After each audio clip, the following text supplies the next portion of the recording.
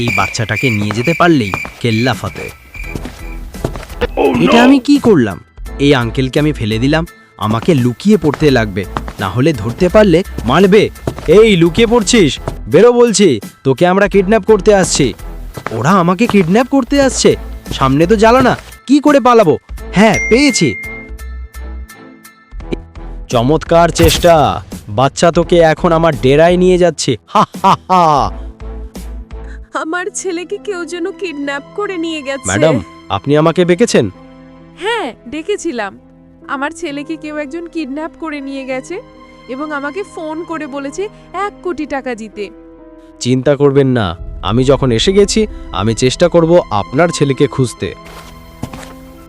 ছেলেটাকে মনে হয় জানালা দিয়ে নিয়ে গেছে, কিন্তু এখানে একটা কালো চাদর পড়ে কেন? এটাকে নিয়ে নেই। তা অবশ্যই অপহরণকারীদের কাজ।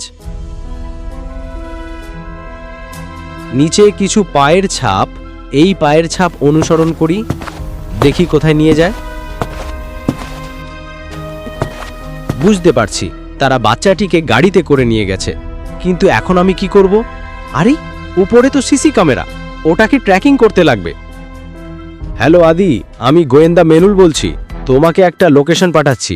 এই লোকেশনের সিসি ক্যামেরাটা চেক করো এবং আমার মোবাইলে পাঠিয়ে দাও। হ্যাঁ স্যার, আমি এক্ষুনি দিচ্ছি। 2 মিনিট অপেক্ষা করুন। বন্ধুরা, এরপর কি হলো? ছেলেটিকে কি উদ্ধার করতে পারল? তাই এই ভিডিওর পার্ট 2 দেখতে হলে চ্যানেলটিকে সাবস্ক্রাইব করে রাখুন। শীঘ্রই আসছে পার্ট 2।